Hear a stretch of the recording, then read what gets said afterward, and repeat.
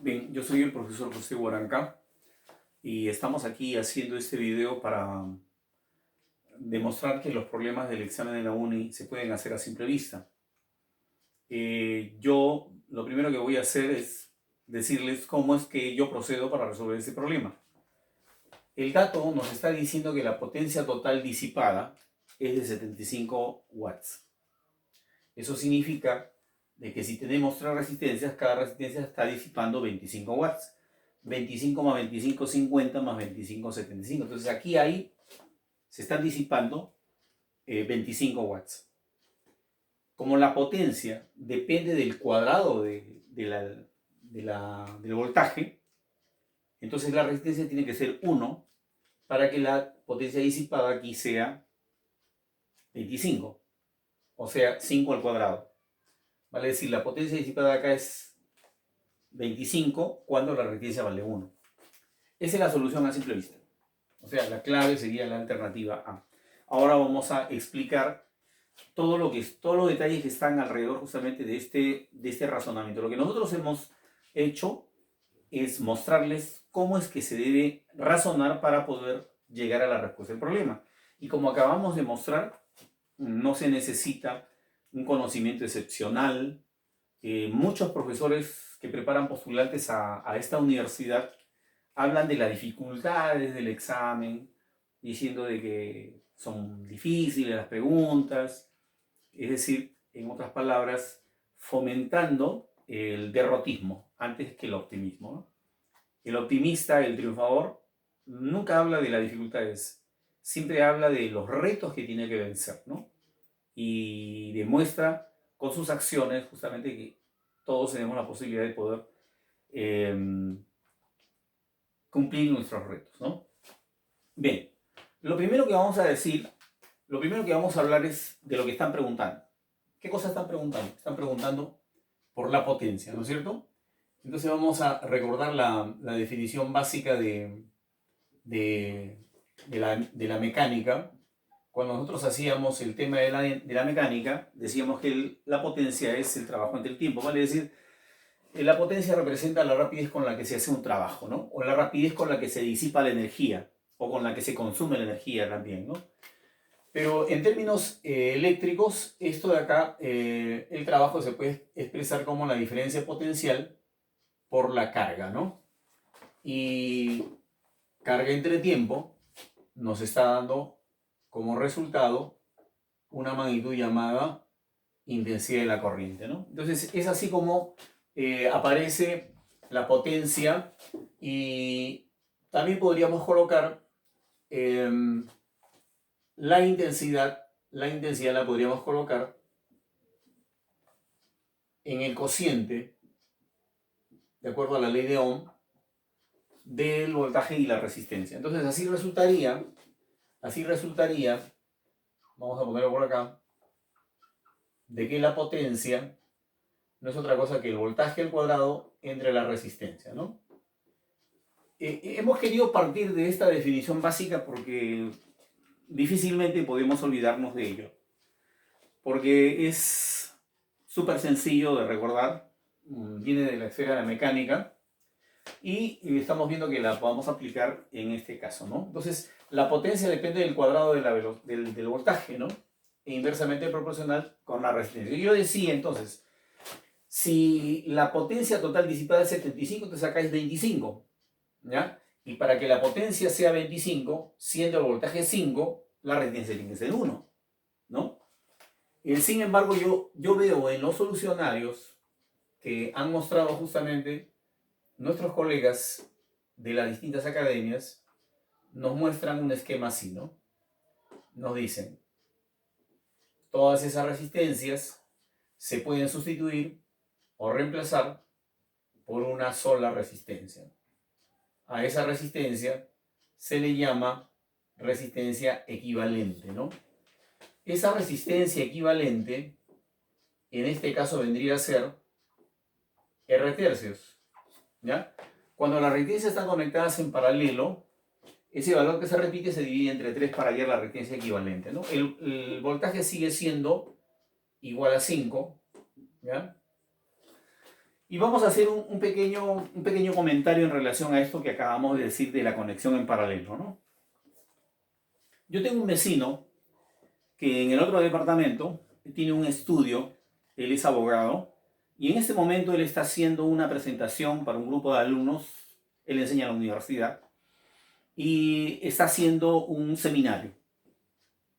Vale decir, él está trabajando en paralelo conmigo.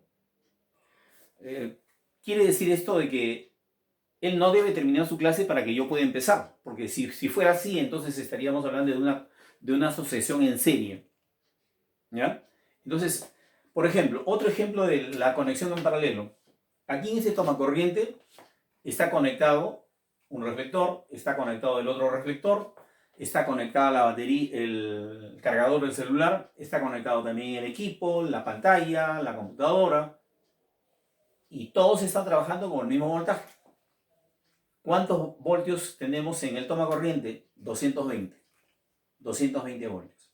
Quiere decir entonces, igual que acá, esta resistencia está tomando 5 voltios, está trabajando con 5 voltios, y está en paralelo trabajando la otra resistencia también tomando los 5 voltios. ¿Ya? Y eso lo vamos a evidenciar de la siguiente manera. Si a este puntito le llamamos A y a este puntito le llamamos B, podríamos decir que la diferencia de potencial entre A y B es de 5. A ver, si aquí hay 20 voltios, si hubiera 20 voltios, es imposible saber cuántos voltios hay ahí. ¿Ya? Si acá hubieran 20 voltios, acá habrían 15. De tal manera que entre A y B hay una diferencia de 5 voltios. Lo único que se sabe, lo único que se puede medir mediante instrumentos de laboratorio es la diferencia potencial. No se sabe cuánto hay acá, no se sabe cuánto hay acá, pero la diferencia entre los voltajes es 5. ¿Ya? De hecho, A está conectado al más y B está conectado al menos, significa de que hay más potencial en uno y en el otro hay menos potencial, ¿no? Eso es lo que está evidenciando los signos más y menos. Pero si nosotros observamos la otra resistencia, también está conectada entre A y B. Alguien de repente con justa razón me va a decir, pero ¿por qué le pone, profesor, la misma letra? Y vamos a explicar por qué. En este pequeño segmento no hay diferencia potencial. Por eso es que, como no hay diferencia potencial, entonces le ponemos la misma letra. Profesor, me preguntan, ¿cómo usted sabe que no hay diferencia potencial? ¿Y por qué sí acá hay diferencia potencial? Ah, hay una razón muy importante, poderosísima, y no es otra cosa que la ley de Ohm. ¿Qué cosa nos dice la ley de Ohm? La ley de Ohm nos dice que la diferencia de potencial entre dos puntos de un conductor es proporcional a la intensidad de la corriente y es proporcional a la resistencia que hay entre esos dos puntos. Resulta entonces, en este caso, que si esto es X y esto es Y, entonces ahí no hay resistencia. Vale decir, esto sería igual a 0. Profesor, ¿por qué dice que aquí no hay resistencia? Sabemos que todos los metales, sean de cobre, sean de tungsteno, sean de aluminio, tienen resistencia, sí, pero en este circuito la resistencia está representada por esta línea quebrada. Y si usted acá, en este segmento, no encuentra esa línea quebrada, significa que no debe considerar una resistencia ahí. Vale decir, no hay resistencia, la resistencia es 0 en ese sector que le estamos llamando XY. Si esto es 0, multiplicado por la intensidad de la corriente, ¿cuánto me va a dar? Todo me va a dar 0. Significa que esto de acá puede pasar al otro lado y quedaría la expresión siguiente. El potencial en X igual al potencial en Y.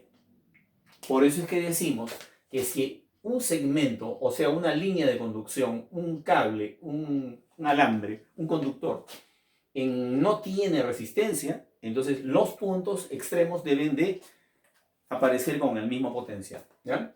Y lo mismo podríamos decir acá también, ¿no?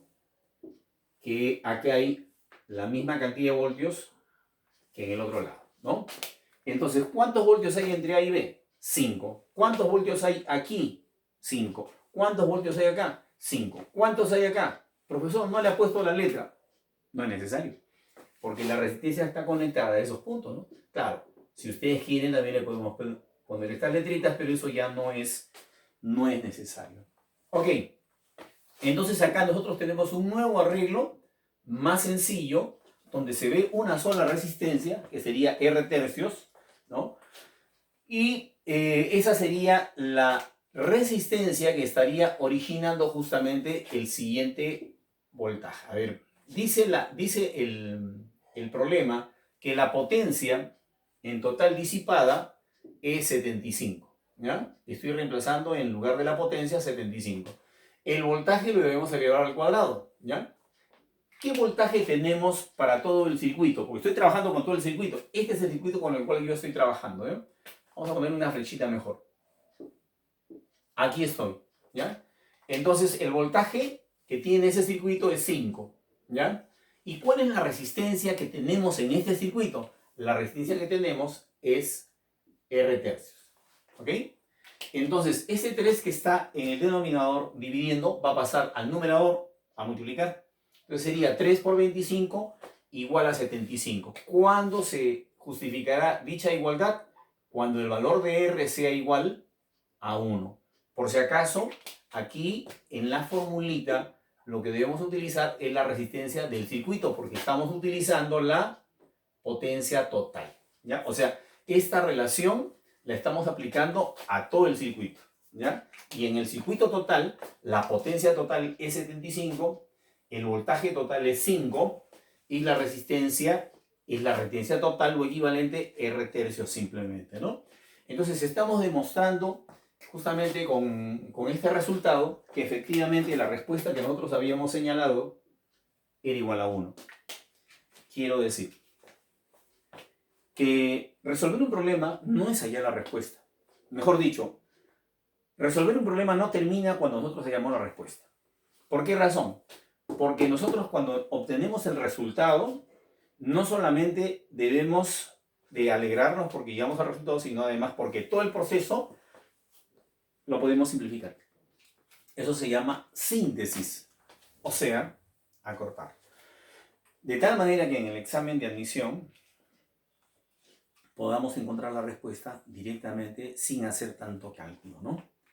Chicos, si les gustó este video, porque creo que este no es un problema del nivel básico y lo hemos podido hacer a simple vista, se puede hacer a simple vista. Entonces mi propuesta es que hagamos más videos donde demostremos estos atajos o estas innovaciones que nos permiten justamente resolver los problemas de una manera más distinta, más sencilla, más fácil, ¿no? Y rápidamente en menos tiempo, ¿no? Si les gustó el video, denle like y por favor suscríbanse a mi canal para que así nosotros podamos vernos motivados a hacer más videos tutoriales, ¿no?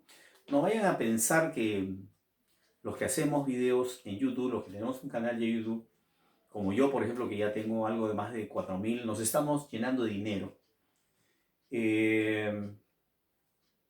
Yo tengo amigos que han llegado a tener millones de suscriptores, pero sin embargo, por videos educativos que ellos hacían, no han recibido sino modestamente $80.